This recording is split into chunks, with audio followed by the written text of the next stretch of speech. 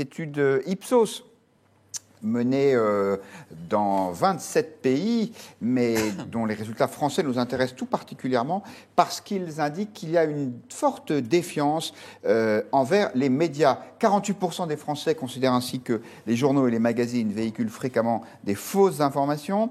Ça monte à 52% pour la télévision et la radio. C'est quand même important. Il y a plus d'un Français sur deux qui considère que la télévision et la radio disent fréquemment des choses fausses, c'est-à-dire nous mentent.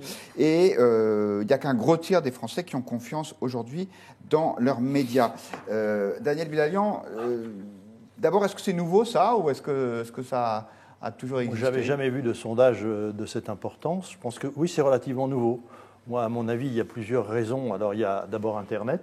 Je pense que c'est un des phénomènes essentiels. C'est quand même, Internet permet quand même à des gens qui n'avaient rien à dire de le faire savoir. C'est quand même ça le début de l'affaire. Pas seulement, mais ça permet aussi. Et ça permet de déverser. Et alors, il y a un phénomène, c'est celui de l'information en continu. L'information en continu est, à mon avis... Vous aimez beaucoup. Non, pas du tout. Je n'ai rien contre. Si, j'ai contre, parce que je veux dire, le problème de l'information en continu, c'est que ces stations de radio ont besoin de gasoil toute la journée pour tourner. Et de télévision. Donc, il faut qu'il y ait quelque chose. Regardez les matins où le soleil s'est levé simplement, il s'ennuie jusqu'à midi. Heureusement, à midi, il y a eu un coup de couteau, donc d'un seul coup, ça redémarre. Donc c'est ça le vrai problème, c'est l'information continue. Quand vous êtes obligé d'alimenter avec des queues de cerises, comme disait ma mère, ils font des clafoutis, c'est ça le vrai danger. Le vrai danger, il est là. Moi, je suis d'une génération qui a connu l'information, qui était l'information du matin, du midi, du soir, avec une sélection qui était faite parfois à tort ou à raison, mais il n'y avait pas ce déferlement d'informations sur des sujets qui n'ont aucun intérêt, qui perturbent les gens, qui sont en général basés d'abord, en plus, sur l'émotion. L'émotion est quelque chose de terrible. Regardez ces photos d'immigrés qui se retrouvent morts le long de la côte, comme ça avait été le cas d'un enfant il y a quelques années. Bon, c'est une chose, mais on ne doit pas travailler l'information sur l'émotion. On doit analyser pourquoi il était là, pourquoi ça s'est passé comme ça. Est-ce qu'il avait raison d'être là? Vous vous rendez compte les questions qu'il faut se poser? Aujourd'hui, vous osez poser des questions comme celle-ci, on vous envoie en vous disant que vous êtes quelqu'un qui est inhumain, etc. On est émotion, réaction. Et les journalistes, en plus, la plus jeune génération, ont un problème avec les mots. Par exemple, François Fillon a été pendant tous les temps de sa campagne, tous les soirs, il y avait 15 types qui jouaient du tambour devant ses meetings. Et sur les stations d'information en continu et ailleurs, d'ailleurs, c'était nouvelle manifestation ce soir. 100 personnes, c'est un attroupement. C'est pas du tout la même chose. Les mots outranciers, regardez les titres des journaux. La canicule, il fait chaud. Figurez-vous qu'il fait chaud en juillet. Et on nous propose peut-être de la neige en décembre. Là, vous parlez des médias. De tous les médias en général. Il y a là, pour vendre, il faut être spectaculaire dans les mots. Quand je dis attroupement et pas manifestation, ça a un sens. Et je pense par ailleurs qu'il est effectivement plus facile de faire circuler les informations aujourd'hui et peut-être de se grouper pour que ces informations soient diffusées. Un mouvement comme les Gilets jaunes, il y a 20 ans, il fallait monter une association, fournir des tracts, faire venir les gens. Aujourd'hui, vous faites sur Internet, vous faites n'importe quelle information sur Internet et les gens se précipitent et ça devient une information. Vous avez été surpris par le résultat de cette enquête ou autour de vous, quand vous dites que vous êtes journaliste, les gens marquent aussi de la défiance? Alors je fréquente peut-être des gens qui ne sont pas représentatifs des Français, mais je suis assez lucide sur ça, donc je n'ai pas été très surpris par ce sondage. Mais c'est vrai que dès qu'on parle à des gens qui sont un peu moins de notre milieu social privilégié, il y a un mouvement de recul quand on dit « je suis journaliste ». Mais ceci dit, moi je peux le comprendre. Bon, tout ce qu'a dit Daniel Bilalian, je souscris en partie.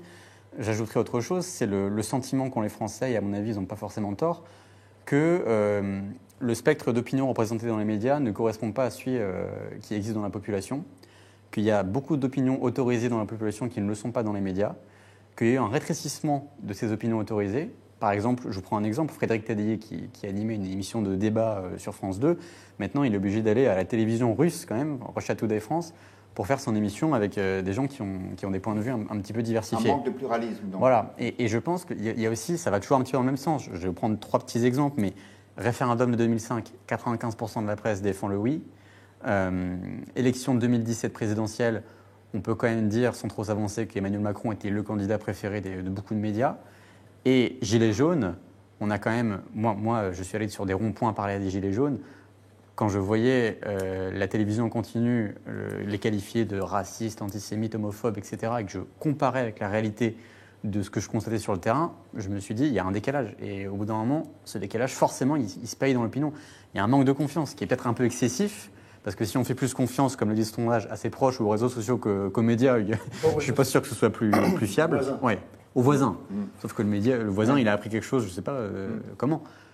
Oui. Voilà, c'est peut-être un peu excessif, mais je pense que ça part d'un sentiment légitime. Oui, écoutez ce commentaire d'un des patrons d'Ipsos qui nous dit, alors qu'il n'a jamais été aussi facile d'accéder à l'information, où qu'elle soit dans le monde, c'est comme si ce sont finalement les règles de la proximité qui s'appliquent, comme si seul le bouche à oreille, au sens propre, pouvait inspirer confiance. Seules les relations personnelles ont gagné en fiabilité au cours des 5 dernières années.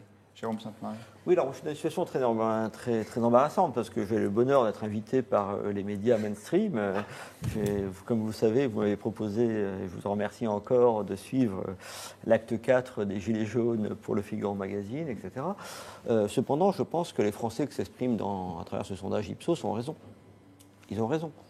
Ils ont raison pour une raison très claire. Déjà, la crise des Gilets jaunes a manifesté le fait que les médias audiovisuels diffusent des fausses informations. Ils ont diffusé chaque samedi. Chaque samedi, ils ont repris les chiffres du ministère de l'Intérieur que n'importe quel imbécile regardant une photo de manifestation savait que ces chiffres étaient faux. Ces chiffres étaient faux. On a diffusé aussi, moi sur France Info, je voyais les chiffres diffusés par les Gilets jaunes. On a eu non, mais les Gilets jaunes ne sont pas des médias, précisément. Et c'est normal que les Gilets jaunes mentent, comme les syndicats mentent, ou comme les parties prenantes mentent. Les médias ont, comme les historiens, une recherche de la vérité. On sait très bien que chaque chiffre... Attendez, excusez-moi. Chaque chiffre concernant les effectifs des manifestations, je ne parle pas des jugements de valeur, ça limite n'importe quel éditorialiste a le droit d'avoir son opinion, mais des chiffres, une conception factuelle. La participation numérique aux manifestations. On reprenait systématiquement les chiffres du ministère de l'Intérieur. Ne me dites pas qu'on ne pouvait pas faire autrement. Il suffit de prendre une photo, il suffit de comparer. Inversement, lorsqu'on avait des chiffres incroyablement grossis, comme pour la manifestation des foulards rouges, à laquelle j'ai assisté également, on voyait bien que ces chiffres étaient totalement tordus. Autre élément très intéressant, le 1er mai dernier, le 1er mai donc 2019, c'est pas si longtemps en fait, eh bien là, il y a une fake news qui sort du ministère de l'Intérieur sur l'attaque de la Pitié-Salpêtrière qui est reprise par les médias. J'étais sur place, non pas dans le périmètre de l'hôpital, je vous rassure, mais sur la voie publique avec 2 journalistes du Figaro. Nous savions que c'était faux. Nous savions que c'était faux. Émotion-réaction, pas d'analyse. Non, pas émotion-réaction. On savait que c'était faux. Le ministère de l'Intérieur... Est-ce que Castaner le savait? Castaner le savait, évidemment. Ou alors, il faut qu'il démissionne. Il aurait dû démissionner à les 24 heures, il est incompétent. N'importe qui savait que c'était faux, qu'il n'y a pas eu d'attaque. Il parle d'attaque de l'hôpital, d'agression du personnel.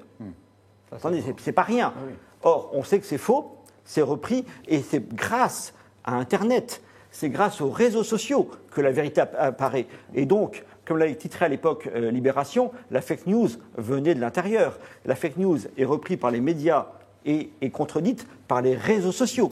Et s'il y a une telle volonté de contrôler, bien entendu, les réseaux sociaux, c'est bien entendu pour avoir un contrôle de la vérité, la censure et un modèle orwellien de l'information. Donc, évidemment, les Français essayent de résister, mais encore une fois, ils seront battus. Les lois qui sont mises en place actuellement permettront effectivement une censure de l'information décentralisée, l'information sur Internet. Alors, moi, j'aimerais faire une remarque. Il y aura des sondages, d'ailleurs, de la Fondation Jean Jaurès pour essayer d'expliquer des sondages extrêmement grossiers dans la population qui permettront de manipuler l'information. C'est le quart d'heure de M. Jérôme Sainte-Marie. Alors, moi, j'aimerais faire une remarque. Vous êtes dans la Fondation Jean Jaurès, vous répondez des sondages que vous publiez et qui sont incroyablement mais si je puis mensongers. Là, on parle des médias. On pourra parler des instituts de sondage aussi une autre fois. Oui, c'est gentil, ça m'intéresserait. Effectivement, on pourra se donner le change. Non, une remarque et 2 commentaires. La remarque d'abord, c'est que c'est quand même un sondage qui, évidemment, ne fait qu'exprimer une inquiétude. Et on peut tous être particulièrement inquiets, effectivement, de voir qu'il y a aujourd'hui une défiance puissante en direction de la presse et des médias. Donc, personne ne peut s'en réjouir. Les 2 commentaires que je veux faire, ils sont peut-être, eux, un peu contradictoires, mais je vais essayer de dépasser les éléments que vous avez posés. Alors, je vais rejoindre ce que disait M. Bilalian. Effectivement, la question aujourd'hui posée de l'information continue, elle pose problème, y compris parce qu'on est dans un surplus d'informations qui pousse au sensationnalisme. On sait qu'une fausse nouvelle va atteint 6 fois plus vite le même nombre de personnes qu'une vraie nouvelle, parce qu'on est dans un monde où, d'une certaine manière, il y a tellement chiffres. Ah bah, d'études américaines. Non mais alors pour vous, c'est beau comme non, c'est pas non. Les mêmes études qui montrent qu'aujourd'hui sur les réseaux sociaux, vous avez sur Twitter plus souvent qu'une vraie nouvelle. Oui, vous avez 6 fois plus de possibilités. Enfin, vous allez 6 fois plus vite quand vous avez une fausse nouvelle qu'une vraie nouvelle. Pourquoi ? C'est parce qu'une vraie nouvelle, ça n'a pas grand intérêt, parce que comme le disait tout à l'heure M. Bidalian, savoir que le soleil se lève, qui est une vraie nouvelle tous les matins, ne fait pas beaucoup de médias. Par contre, il y a des nouvelles intéressantes quand même. Il y a des nouvelles qui sont intéressantes, mais qui sont un peu plus rares. Donc, objectivement, ça, c'est déjà un problème, c'est le surplus d'informations. Et le deuxième problème qui nous est posé, si on va un peu plus loin dans la réflexion, en réalité, et ça, c'est quelque chose qui n'est pas abordé, c'est que je crois qu'aujourd'hui, on est dans un monde de désintermédiation. Et quand on pose la question, et c'est peut-être un des éléments que je poserai au sondage, c'est est-ce qu'on fait le procès des informations ou le procès des médias ? C'est pas la même chose. Et la question qui est posée aujourd'hui dans l'univers des médias, comme d'ailleurs dans l'univers du politique, c'est qu'on est dans le mythe de la société désintermédiée. C'est-à-dire qu'une information, elle est vécue comme brute. Et aujourd'hui, d'ailleurs, vous l'avez vu, les mouvements sociaux ou l'action politique, il faut qu'on la gère directement. Tout ce qui fait preuve de médiation, c'est-à-dire les élus, les syndicats, les corporations, la presse, qui sont censés être capables de pouvoir justement donner à voir et traiter une information, aujourd'hui, c'est quelque chose qui n'existe plus ou qui est en situation de faiblesse dans notre société. Et moi, je crois que la question qui doit nous être posée, c'est d'abord réaffirmer le fait qu'il faut qu'il y ait de la médiation dans la société. Et un des acteurs de la médiation, ce sont les médias. Les médias, ils sont là normalement pour pouvoir traiter une information, et y compris quelquefois assumer un parti pris. C'est-à-dire qu'une information, elle n'existe pas en soi. Et je crois que c'est peut-être, face à cette défiance un peu puissante qui est posée aujourd'hui par ce type de sondage, ça pose un défi à la presse actuelle. C'est est-ce qu'elle est capable de rejouer et d'assumer ce rôle de médiation, et deuxièmement, d'assumer ce rôle de parti pris. Moi, en tout cas, c'est ce que je souhaiterais qu'on puisse avoir comme débat, au-delà de savoir si aujourd'hui il faut avoir peur de la presse ou considérer qu'elle instrumentalise les opinions. Sans vouloir critiquer ma profession, mais quand même, je voudrais vous donner un exemple qui me concerne directement. Il y a sur mon idée de émotion, réaction et plus d'analyse. En 2016, j'ai assuré le commentaire en direct de l'inauguration des Jeux Olympiques de Rio. À un moment donné, on parlait de la présence portugaise et je dis les Portugais ont estimé que l'esclavage était nécessaire pour le développement du Brésil. Le CRAN, cet organisme qui doit regrouper 300 personnes, publie un communiqué disant « M. Bidalian a dit que l'esclavage avait été nécessaire au développement du Brésil ». Et ça se passe un dimanche soir. Le lundi, ils sont reçus par ma présidente, qui gentiment, au lieu de me prévenir, les reçoit. Ensuite, ils sont reçus par le CSA. Heureusement, et c'est apparu dans le Parisien, Bidalian est pour l'esclavage. Heureusement, j'ai un confrère de l'Express qui, le mercredi, non, j'ai écouté. Il dit simplement que les Portugais avaient estimé que l'esclavage était nécessaire au développement du Brésil. Vous vous rendez compte ? Non, mais vous vous rendez compte ? Et ils ont été reçus, et même le CSA, qui aurait dû leur dire, écoutez, vous êtes gentils, vous n'avez qu'à écouter, ils leur ont dit, oui, il faut que les journalistes tiennent compte. Là, pour le coup, les médias, entre guillemets, officiels, étaient plus crédibles que les réseaux sociaux. Voilà. Cet exemple, comme ce que vous disiez tout à l'heure, me renvoie sur un point au libéralisme le plus total en matière d'information. C'est-à-dire qu'il faut effectivement qu'il y ait une concurrence des médias. Les médias français sont soumis à des règles liées à leur actionnariat et au fait qu'ils vivent dans un espace national. Vous êtes, enfin, quand c'est France Télévisions, c'est lié, de fait, c'est des médias d'État. Ça serait en Russie, en Turquie, on dirait des médias d'État, voire des médias du régime, on dirait en ce cas-là. Eh bien, ce qu'il est bon, c'est le pluralisme, la contradiction, comme pour les sondages d'ailleurs. Pourquoi est-ce que les sondages, à mon avis, disent à peu près la vérité ? Est-ce qu'on est en un univers de concurrence ? Et donc, il faut qu'il y ait une concurrence par rapport à des médias français, des médias étrangers, des sources d'information justement sur Internet.